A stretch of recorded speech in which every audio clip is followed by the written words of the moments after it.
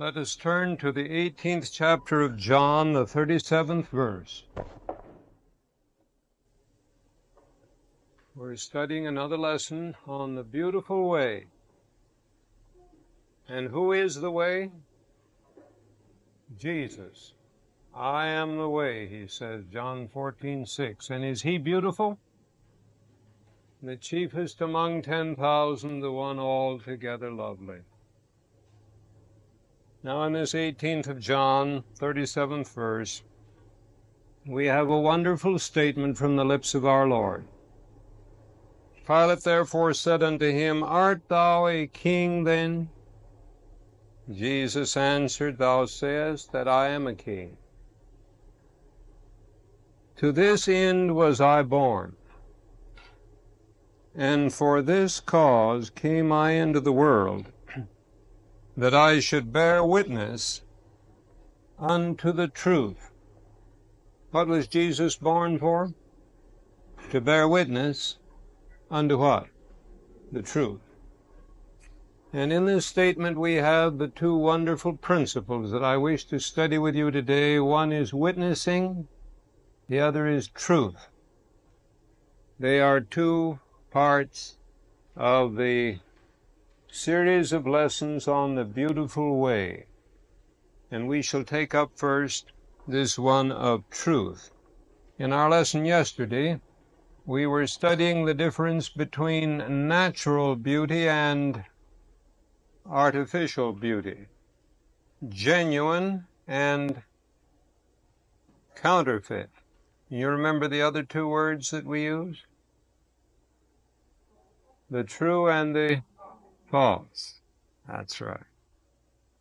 Natural beauty is true beauty. God's beauty is true beauty. Truth and beauty are closely associated. Now that verse that we started with the other day in John 14:6, Jesus says, I am the way, the beautiful way. And what's the next? The truth. The reason he bore witness of the truth, he was the truth. Put down in your notes, we'll not turn to these verses. Psalm 119, 142, God's law is the truth.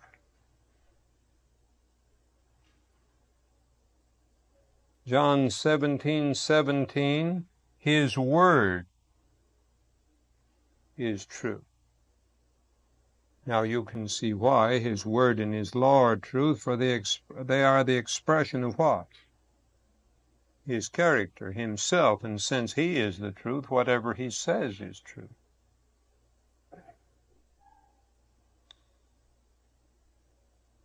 Now turn please to John 8:44. And here we come to an individual that didn't find enough room within the boundaries of truth. He started something. Who was he? Satan, Lucifer, devil. Now what does it say about his relation to truth? He abode not in the truth. Was he in the truth once? You know, we use that expression today. How long have you been in the truth? It's nice. Be a good thing to stop and think about it. Wouldn't it be too bad to have to say, how long have you been out of the truth? Now, if we'd ask that question to Lucifer and he would tell the truth on that particular point, we'd say, how long have you been out of the truth? What would he say? For over 6,000 years. Is that right? Is that what this said? He abode not in the truth. What does it mean, he abode not in it? He didn't stay there. Was he in it once? He got restless. Now, why do you suppose he abode not in the truth?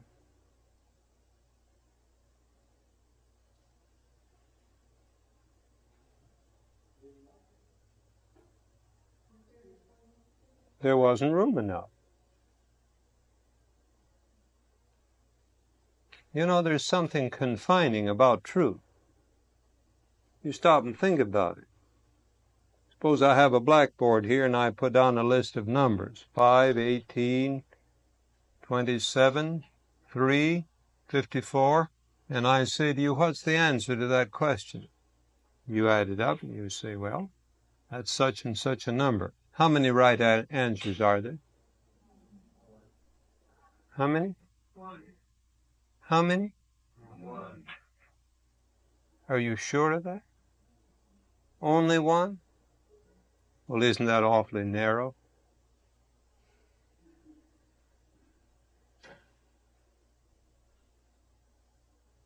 Lucifer said the very idea. We'll change that. So he's been changing it now for 6,000 years. Just one right answer, but how many wrong answers?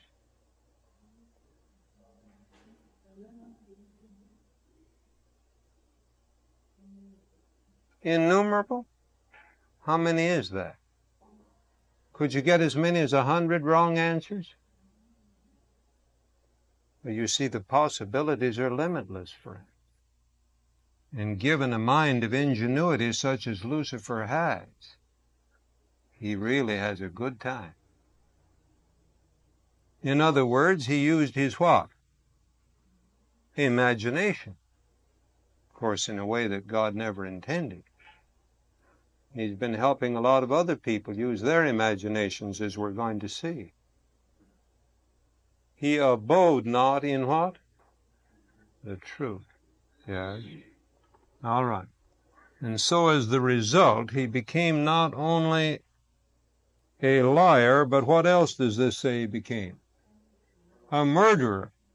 Lying leads to murder. He is a liar and the father of it. What does it mean he's the father of it? Well, he's the one that made the lies. He's the father of lying. All right. 1 John 2:21. Does that mean, friends, while you're turning to this text, let me ask, the one we just read, does that mean that if you take any lie in the universe and trace it back to its source, you'd find Satan? Is that correct? My, what a lot he has to answer for. Be ashamed to work with him, wouldn't he? But he has a lot of helpers. 1 John 2:21. What are the last 6 words? No lie is of the truth. Well, you say, of course not. If it was a lie, it wouldn't be truth, and if it's truth, it wouldn't be a lie. It wouldn't be a lie. But it's amazing, simple as that is, how few people believe it.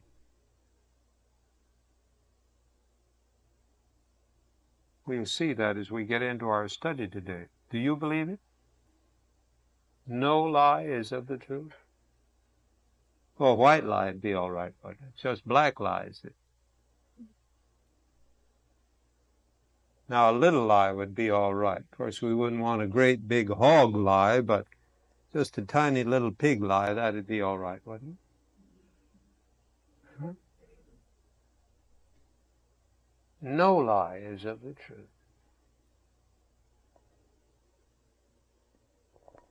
Now, it's interesting how lies are made. We studied yesterday when we were studying nature and natural beauty that the devil is not a what? He's not a creator. The devil can't create anything. But he can do what? Pervert. Change. And the devil never originated anything. Everything the devil ever did, he did it by changing. Turn to Romans, the 1st chapter and the 25th verse.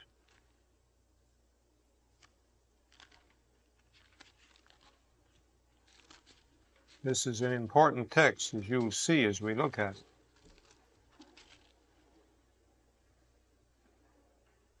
This is talking about the heathen that listen to the devil's suggestions down through the ages of the world from the fall of Adam. Romans 1:25, who changed the truth of God into a lie. What did the devil start with? Started with truth and did what? He changed it. Like that linoleic acid you were talking about the other night, Doctor. They start with something good and they rearrange the molecule. Change the truth of God into a what? Lie. Do you mean you can start with truth and end up with a lie? Is that possible? Yeah. In fact, that's what always happened. I don't suppose there was ever any lie invented that didn't have some truth in it.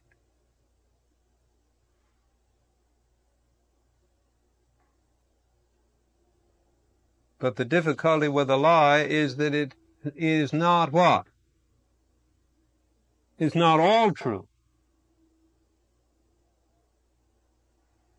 Who changed the truth of God into a lie. Now we have an illustration of this in the substance known as alcohol. Do you know how alcohol is made? Some of you do. Do you know what the devil starts with when he makes alcohol? What does he start with?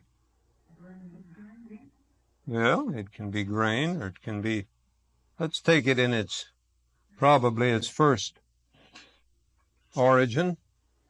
You remember the first word concerning alcohol fermentation in the Bible? Grapes.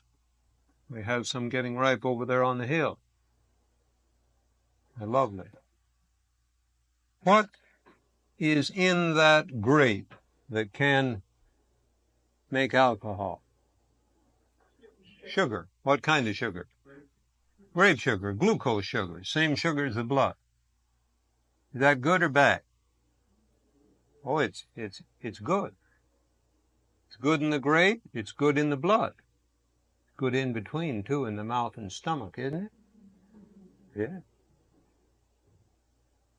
But did you know, you can read about it in the first chapter of the book Temperance, the prophet of God listened in on a secret council of the devil that was held thousands of years ago. And when he had asked all the devils to present a plan for accomplishing the most in the degradation of human beings, when they had submitted all their plans, the devil himself suggested the plan. Of course, the devil got the prize. You know what it was? It was taking the fruit of the earth and making alcohol out of it. That is the devil's master experiment from his laboratory. What does he do? He takes that glucose sugar molecule and changes it to make ethyl alcohol and carbon dioxide gas. That's the devil's, I was about to say, secret formula. He's let a lot of other people in on it. Now my point is, that's the way he does with what we're studying. He changes the truth of God, the pure, delicious grape sugar of truth, into a what? A lie. And men that don't know any better take it and drink it. That's the wine of Babylon.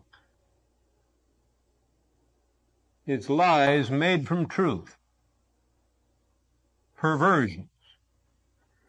But remember, no lies of the truth. 2 Thessalonians 2:10-12.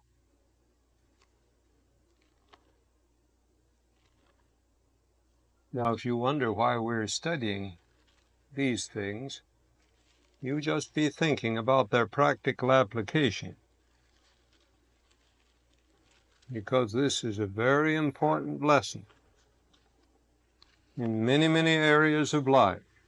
But we're getting the Bible foundation for it. 2 Thessalonians 2:10-12, that's talking about the people down here in the last generation.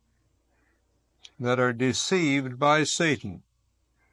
And the 10th verse tells us why, that they are deceived. Last part of the verse. Why is it? Because they received not the love of the truth, that they might be saved. For this cause God shall send them strong delusion, that they should believe a lie. Everybody then in the world will either love the truth or what? Believe a lie. Now you notice it says they'll believe a lie. Oh, friends, you remember I told you the other day what a serious responsibility it is to sit in this class and hear these things day after day? Be much better never to hear them than to dull the conscience by failing to enter in to their deep study and then living the principles out as fast as you see them.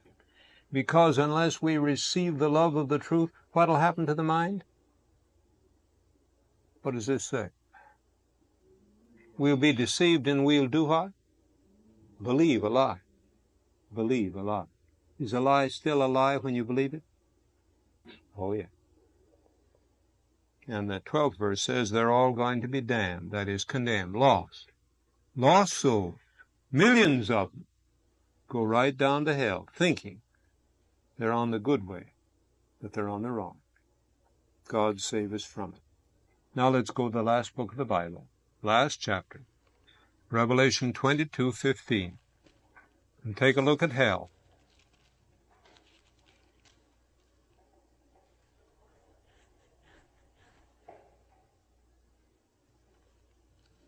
The 14th verse shows the beautiful way and where it leads to. Blessed are they that do his commandments, that they may have right to the tree of life and may enter in, where? Through the gates, into what? The city. For without, that is outside the city, are dogs, and sorcerers, and whoremongers, and murderers, and idolaters, and who else? And whosoever loveth and maketh a lie. Where are the people that make lies going to be? They're going to be outside the city. Where are the people that love lies going to be? They're going to be out there with them. That's right. Suppose I have a book here, and it's a book of lies. What's going to happen to the man that wrote that book of lies? He's got to be outside the city. Suppose I didn't write a word of it, but I like it, I read it, I love it. Where'll I be? I'll be right out there with him. Unless I get converted, unless he gets converted. Are there books with lies in them in the world today?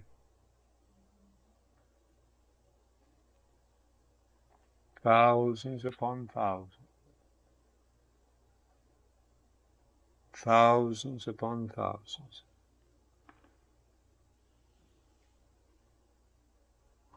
Now, yesterday we studied that the opposite of true is what? False. But when we take this word truth, what word do we often use as the opposite of it, and rightly so? Error. Truth and error? Yes. All right. Another one. What? Yes, but truth. The opposite of truth. What? I didn't hear. A lie. All right. Yeah. Falsehood. All right. There's another one. You'll get to it. Truth is stranger than fiction. Are truth and fiction the same? No. If a thing is truth, is it fiction? No. No, truth is not fiction. And fiction is not truth. If it were, it wouldn't be fiction. And no lie is of the truth. All right? Now turn to 1 Corinthians 13:6.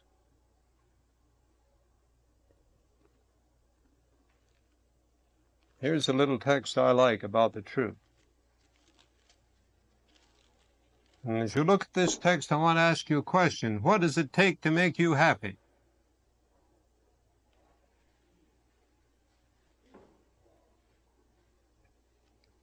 First Corinthians 13:6. This is talking about love.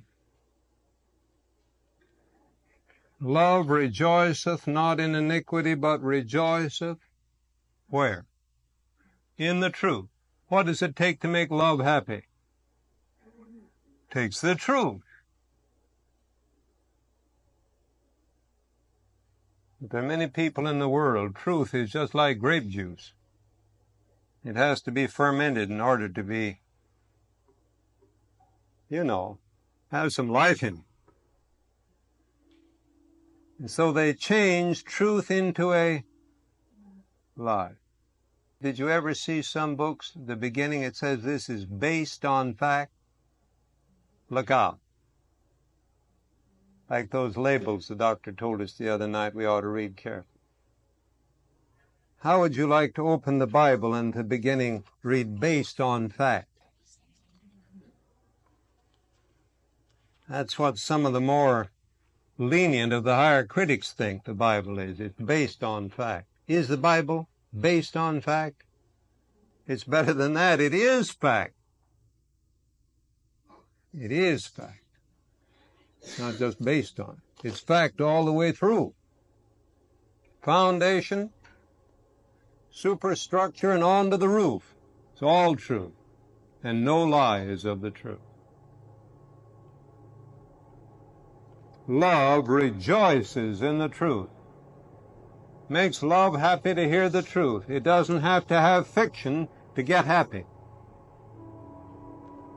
Now, I want to, with these wonderful points before us, I want you to turn to that sheet that I put out there for you a little while ago, entitled A Spurious Basis for Happiness.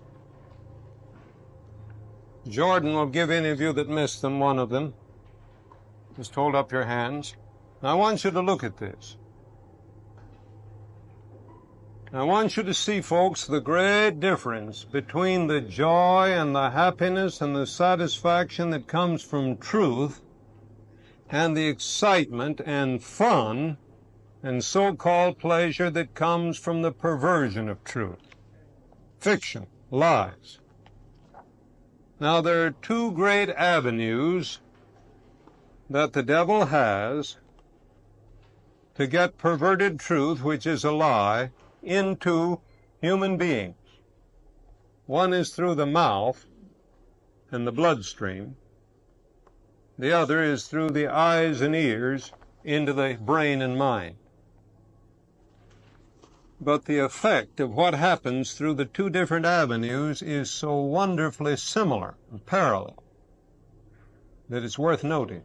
We'll see the physical first. How the devil makes people think what isn't so. Now, this statement that I have put in your hands in mimeograph form is from Dr. David Starr Jordan, for many years the president of Leland Stanford University in California. The basis of intemperance is the effort to secure through drugs the feeling of happiness when happiness does not exist. What do people want? They want happiness. Is it all right to want happiness? Yeah. But it's too bad to try to get the feeling when it isn't so. That would be a what? That'd be a lie, and no lie is of the truth. And the devil has invented various drug poisons to accomplish that. Alcohol is one of them. We've been noticing about that. But we'll see others. The basis of intemperance is the effort to secure through drugs the feeling of happiness when happiness does not exist. Men destroy their nervous system for the tingling pleasures they feel as its structures are torn apart. There are many drugs which give this pleasure, and in proportion to the delight they seem to give is the real mischief they work.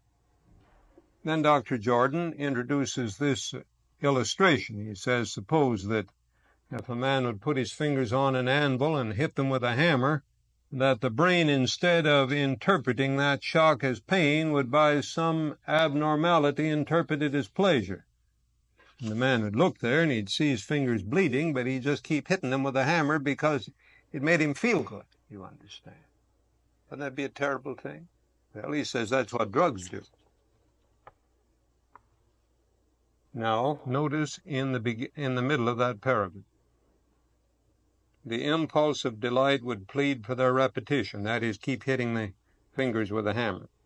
And in this fashion, the hand might be sacrificed for a feeling of pleasure which is no pleasure at all, but a form of mania. Now watch as we come to the key sentence.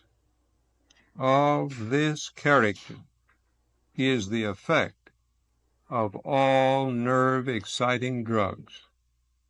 All of it. As a drop of water is of the nature of the sea, so in its degree is the effect of alcohol, opium, tobacco, cocaine, cola, tea, or coffee of the nature of mania. What is mania, anyway? It's from the same word we get maniac. In other words, a person that's insane, doesn't think straight, thinks what isn't so. In other words, he believes a lot. Believes a lot. And what does Dr. Jordan say will cause that? All these different drug poisons. Do you see why the devil invented them all? He wants people to think they're happy when instead they're being damaged. And he's persuaded millions and billions of Earth's inhabitants to do that. Don't you feel sorry for the people of this world, folks? The next paragraph goes on to say that these poisons, as they are repeatedly used, finally cause the nervous system to get to the place where it can't even tell the truth anymore. Study that page, and I think you'll want to keep it in your file. It is a powerful statement. Now, just today I noticed that somebody has discovered, or thinks they have discovered, that eating the seeds of a certain plant will have an effect, something like that. And so, lo and behold, people are out trying to get it. Morning glory seeds. It's just this morning's paper. Listen. The Food and Drug Administration is investigating reports of an out-of-season run on morning glory seeds in Boston, New York, and California. The seeds have been reported in 2 articles to contain hallucination-causing substances, including lysergic acid amides. Presumably the seeds are eaten by persons for the alleged intoxicating effects, although they apparently have to eat several hundred. Then it goes on and tells about it. Isn't that too bad, friends?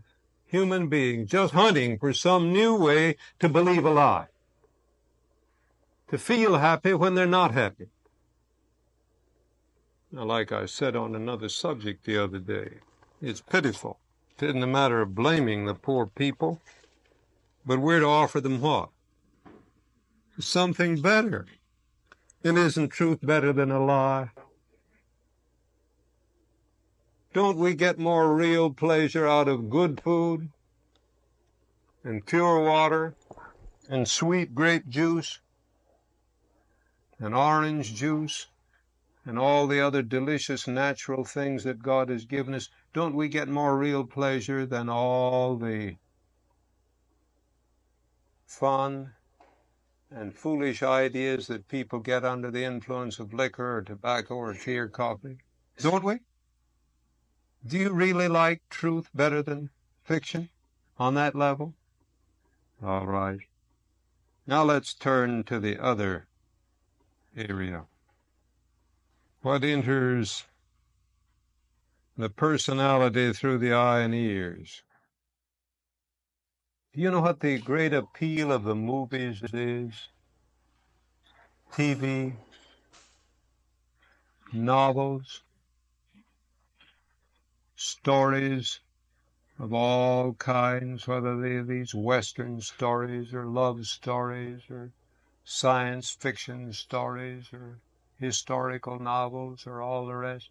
You know what the appeal of all that, the common denominator of all of it? It's the unreal, the fictitious. It's exciting.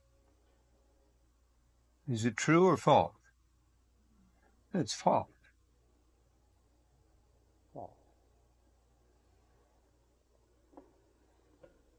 And in Adventist Home, page 414, we're shown that this is just like the drinking of liquor. Readers of frivolous, exciting tales live in an unreal world. They are restless, dreaming. Intemperate habits of reading have an effect upon the brain similar to that which intemperate habits of eating and drinking have upon the body. To place before this class reading similar to that which they have discarded is like offering intoxicants to the inebriate. So is the cure for bad novels good novels? No. Any more than the cure for whiskey drinking is to give people beer or wine. Now turn, please, to your ministry of healing. And I wish you'd put down in your notes 443 to 447.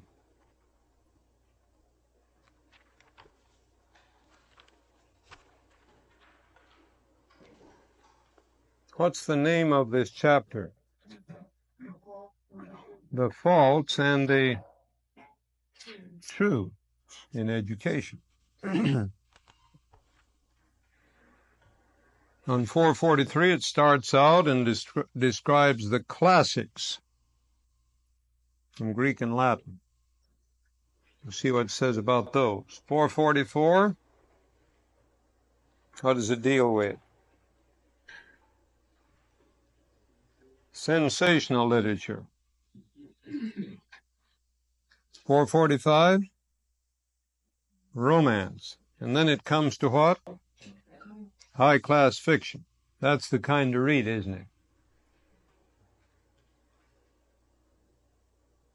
Well, if there was a place to find that it was all right, this would be the place to look for it, wouldn't it? All right. You'll be interested in what's said here. It says there are works of fiction that were written for the purpose of teaching truth. Isn't that an interesting way to teach truth?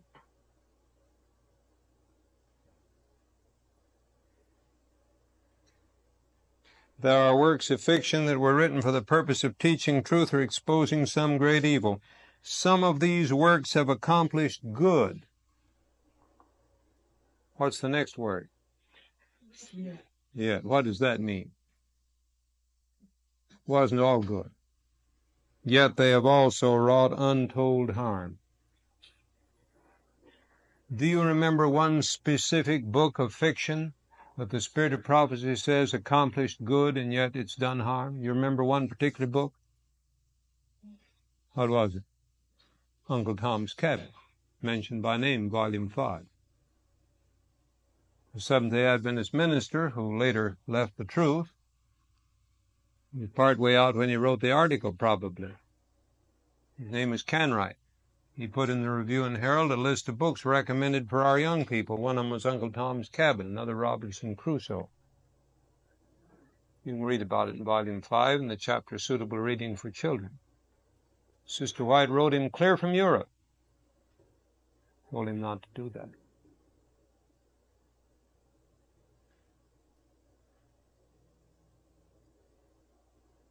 Now notice at the bottom of 445. Even fiction which contains no suggestion of impurity and which may be intended to teach excellent principles is harmful. You grammarians, what's the subject of that sentence, stripped of all the rest of the sentence? What's the subject? Fiction. What's the verb? Is. What's the word that goes to complete the predicate? Harmful. Let's say the three words together. Fiction is harmful. Once again, fiction is harmful. Why do you suppose it is? Because it's not of the truth, and no lie is of the truth. It encourages the habit of hasty and superficial reading merely for the story, tends to destroy the power of connected and vigorous thought, fosters love for mere amusement, creates a distaste for life's practical duties. We're over on 446 now, following right along. Then it says, through its exciting, intoxicating power. What does fiction have? Exciting, intoxicating power. Will it amuse then and entertain? Will it keep people awake? Yes. Some of you would be quite more alert right now if I could throw some wonderful fiction on the screen here. Yeah.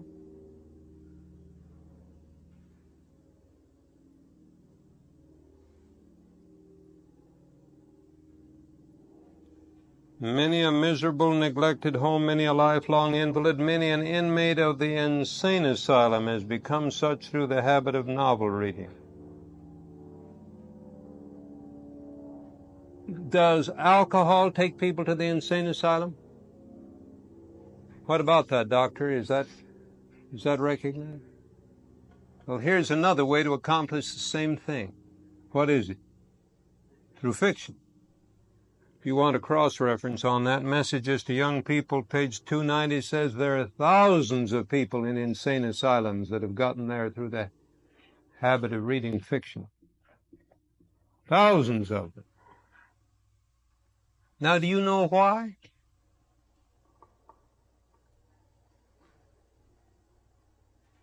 Because insanity is simply believing the unreal.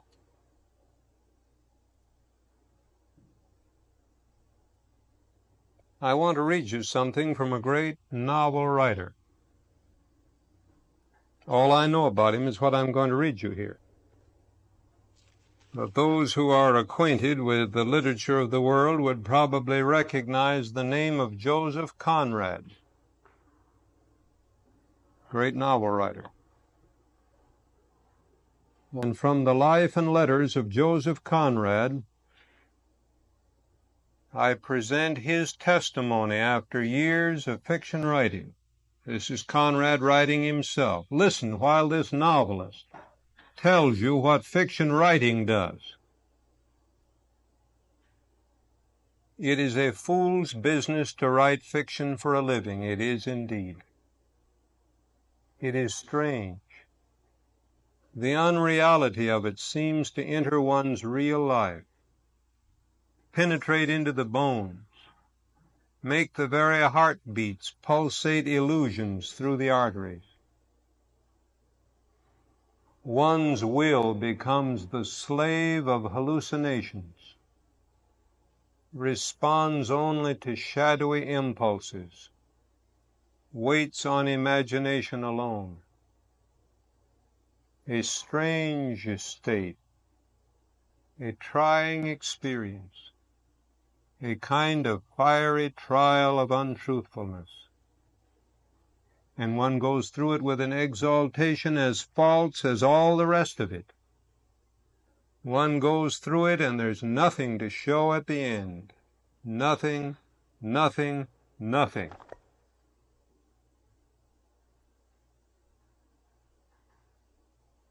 Do I want to go down that road, friends? I don't. For two reasons. I don't like that road, and I do like the other road.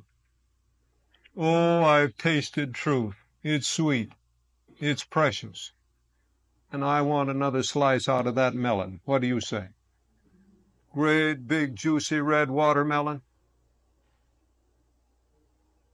And is there plenty in truth to keep us busy? We're going to study it through all eternity. I've sometimes said that the reason God is going to give us an eternity of time is because there's an infinity of truth to explore. We're not going to run out of the joy or thrill of it here in this little life, right? Oh, that God may spare us from the unnatural excitement, intoxication of fiction.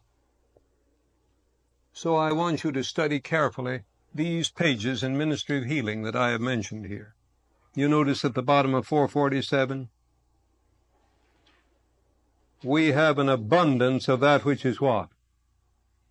Real. And in the middle of the page, it tells how often to go the other way. When? How often is that? Never should books containing a perversion of truth be placed in the hands of children or youth. But it's all right in a literature course, isn't it? It's all right in order to get acquainted with the great authors, isn't it? You study into what the Spirit of Prophecy has to say on that subject in this chapter, in Fundamentals of Christian Education, Counsels to Teachers, if you're interested in that. I simply introduce these principles. No? But suppose it's religious. I want to ask you something. Does the wine of Babylon get better when it's poured into the golden vessels of the sanctuary?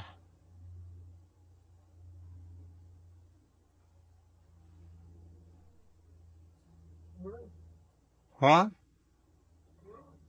It's worse, you say. I agree with you. And the hand of doom wrote on the palace wall of Babylon when Belshazzar reached that point in impious blasphemy, when he poured the wine of Babylon into the golden vessels of the house of God. And don't think, friends, that fiction and drama and all these other unreal things get better when they're brought into the house of God and mixed with religious topics. They get worse. Get worse.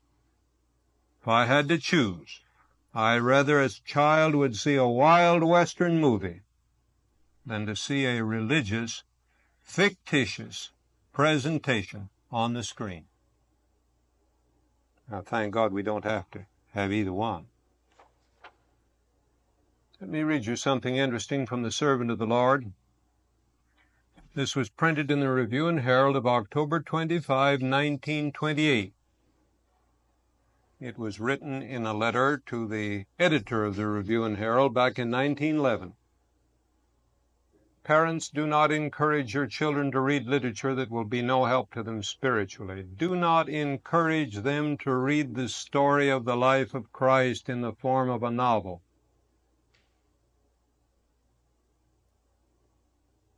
I wonder why Sister White put that in there. Do not encourage them to read the story of the life of Christ in the form of a novel. Has the life of Christ ever been written in the form of fiction? Yes, more than once, friends. More than once. And probably one of the times that I was more intoxicated than any time in my life. You say, Brother Frazee, I didn't know you was ever drunk. I never was with wine or whiskey or gin or rum. But I was with a novel. It was a novel on the life of Christ. When I was a boy, I got intoxicated. I don't want to get intoxicated again. Do you? No. The wine of Babylon, I repeat, is not improved when it's poured into the vessels of the house of God. Volume 2, 236. The world is flooded with novels of every description. Some are not of as dangerous a character as others, but all are pernicious in their influence. Now I leave that. Now what did Jesus say that he was born to do? Bear witness of what? the truth. What were you born for? You born for the same thing? As the Father has sent me, Jesus said, so send I you. Acts 1:8, ye shall be what? Witnesses unto me. And in the celebrated definition, a witness is one who what? Tells what he knows, what he's seen or heard, or experienced.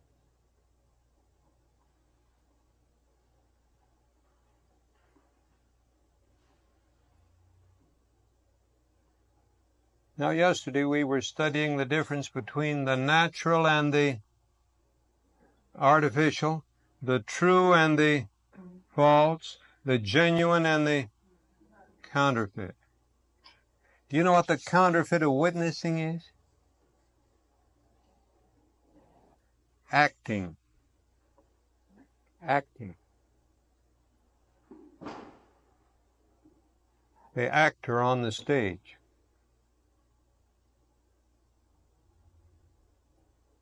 The Greeks had a word for it. You know what the Greeks called the actor on the stage? A hypocrite. That's right. That's where we get our word hypocrite. Comes from the Greek meaning an actor on the stage.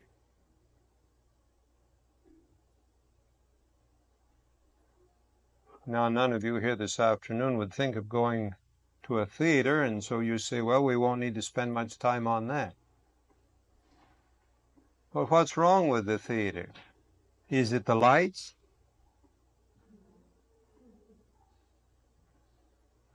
Is it the stage? I've held many an evangelistic meeting from a theater stage. I use the same lights and the same stage to give what? The truth. The problem isn't the place, or the stage, or the setting. The problem is what's done and how it's done. God sent His people to do what? Witness. But the theater is the place not for witnessing, but for acting. Theatricals. We call that form of presentation the drama. The drama. And for a few minutes I want to study it with you. Not to keep you from going to the movie, but to keep the movie from coming to you. That kind of movie.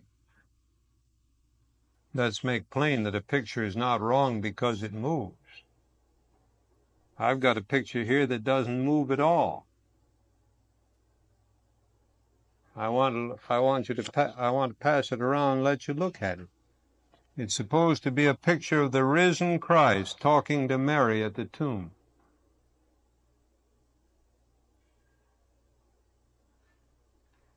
It's nauseating to me, but it's put out by a religious film service in a slide. You can buy these Kodachromes on the life of Christ. Here's a man dressed up with some kind of a beard and hair that's been put on like the actors do. And this woman, she looks like a Hollywood actress dressed up to look like Mary. I don't think she looks any more like Mary than anything. But I just want you to pass it along so that you see what we're dealing with isn't a question of the moving picture, the still picture. It's the question of impersonation, of a person pretending to be what he isn't at all. That's the element of the drama.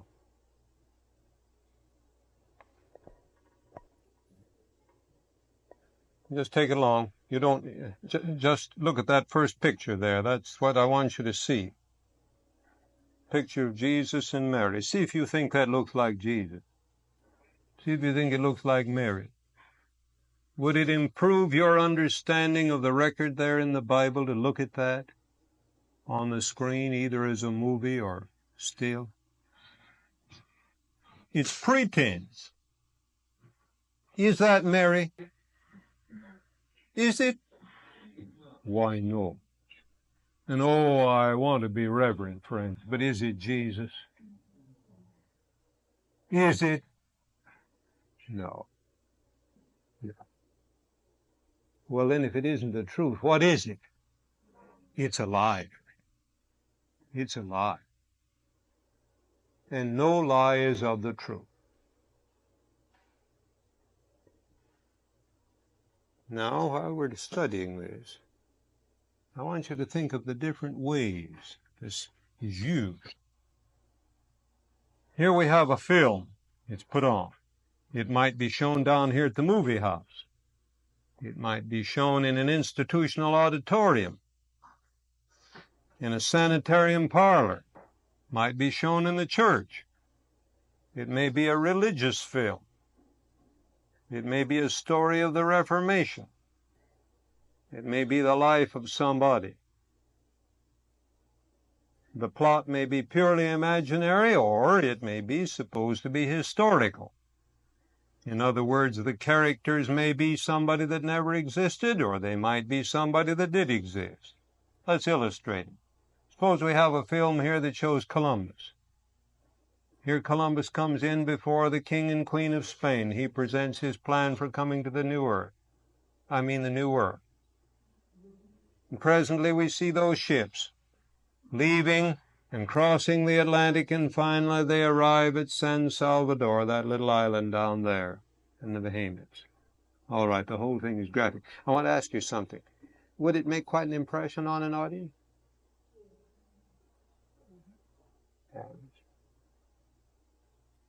Suppose we want to show the life of John Wesley, or George Washington, or Joseph Bates, or Martin Luther, or the Apostle Paul, or Moses, or Abraham.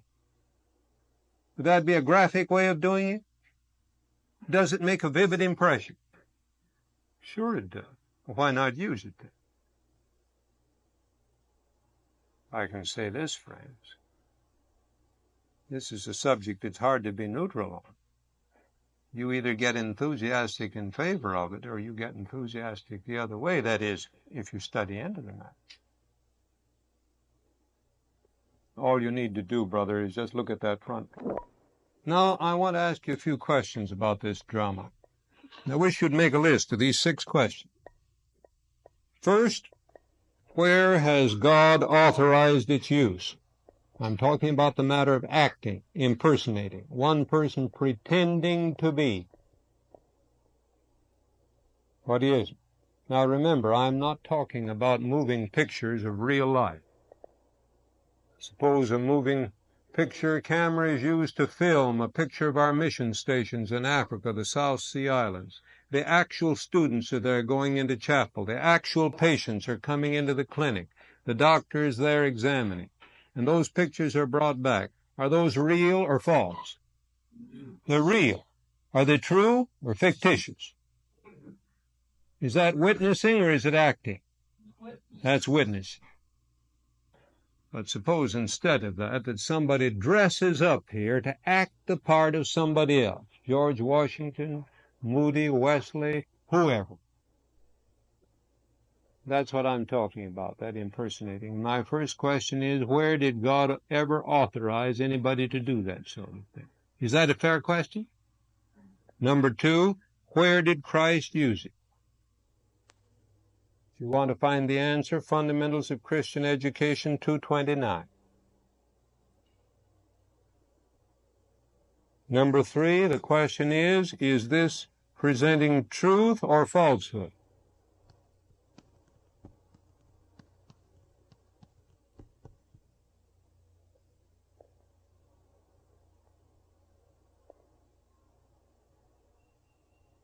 Or does it glorify God or the actor? Does it develop or ignore individuality? God had made everyone different. But the actor tries his best to act like what? Somebody else. And may I tell you on that, friends? I was reading in a medical journal that one of our doctors showed me some months ago. It's becoming quite a problem, the great numbers of Hollywood actors that are becoming schizophrenic. That's a type of insanity. Much higher percentage than the ordinary run of people. You can see why if you stop to think about it. The article went on to explain it. They're living much of their life in an unreal world. They're being somebody else over here and trying their best. And the better they can be that other person, the more successful they are. And then they drop back out of that into their ordinary life, and then back again into that unreal life. It's back and forth. And some of them finally get to the place where they are definitely schizophrenic. They're split personality, psychotic, insane, in other words. Isn't it pitiful, friend? Do I want to patronize a program that produces that sort of results? Even if it is entertaining and exciting and intoxicating. Now my sixth point is that this method breaks down the barrier against the theater. Put down in your notes, volume 4, 578.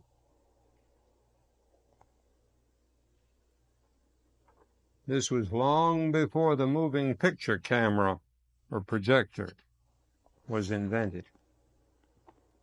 But back there in the old Battle Creek Sanitarium, Sister White saw coming in some simple plays to entertain the patients. Just skits or plays, as we'd call them today. And she was led by the Spirit of God to warn against those things. You can read it there in volume 4, page 578. This against the theater. That's the sixth point. You'll find that statement there. You can see the reason.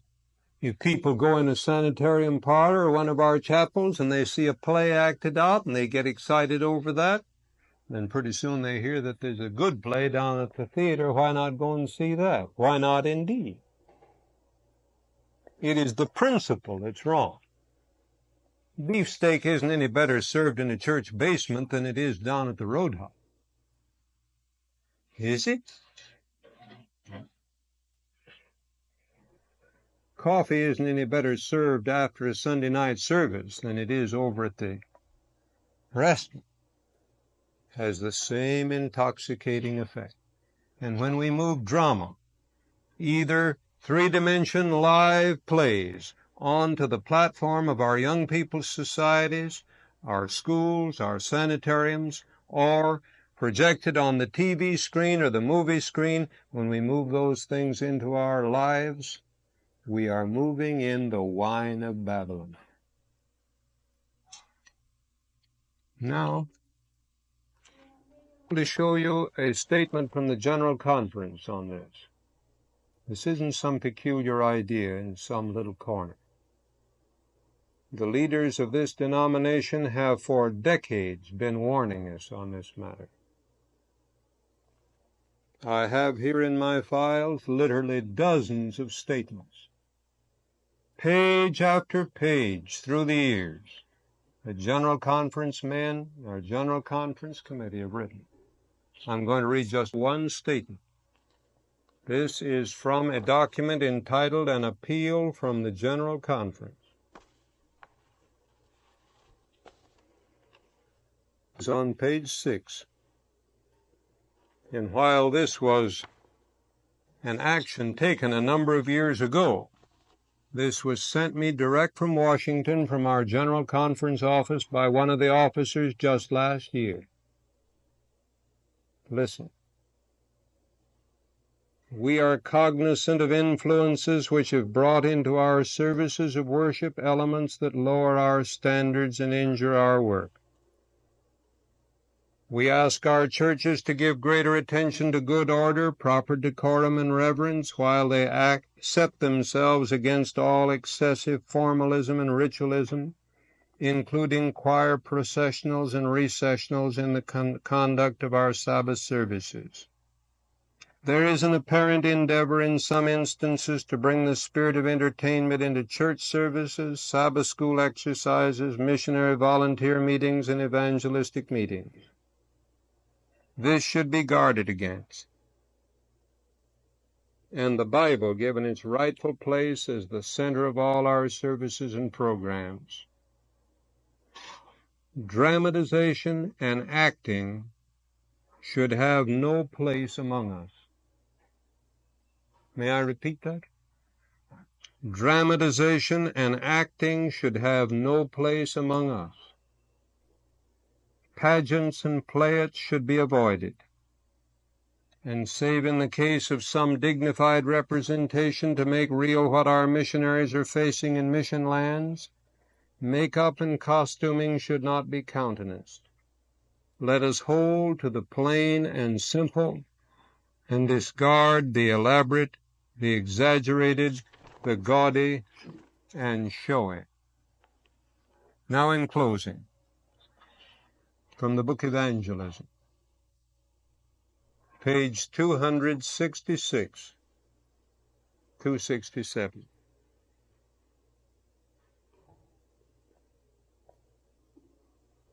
Satan's ruling passion is to pervert the intellect and cause men to long for shows and theatrical performances.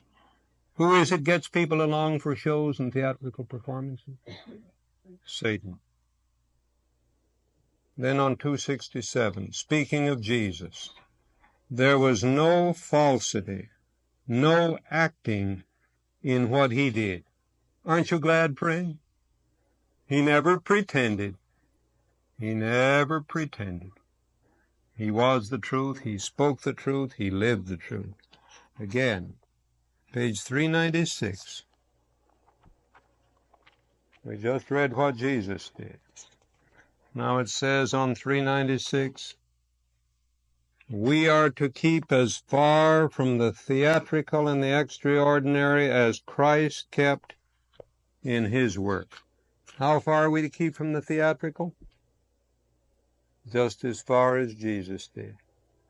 And whenever we can find Jesus lining up the apostles and saying, now, Peter, you pretend to be Moses, and Andrew, you be Aaron, and you be the others, and we will reenact the striking of the rock, or the giving of the law, or the worship of the golden calf, or the march to Kadesh Barnea. Whenever we can find anything like that in the life of Jesus, it'll be time for us to start it. What do you say? 137 of this book, Evangelism. Not one jot or tittle of anything theatrical is to be brought into our work. How much shall we use? Not a jot or tittle. Very well, I leave these great principles with you this evening. And I wish you would commit to memory that last part of our opening text, John 18:37, where Jesus tells us what he was born for. What was it? To bear witness of the truth. Shall we stand? Yes, Lord, we thank thee for the beauty of thy truth. We thank thee for the joy of reality. We thank thee that we do not have to leave the true and the real in order to find pleasure. Oh, we pray that thou wilt help us as we come in contact with the poor people of this world that have become intoxicated with the wine of Babylon, literal and symbolic. Help us to show them something better. And may our lives reveal that we indeed have discovered the secret of true joy, the real, the genuine. We ask it in Jesus' name. Amen.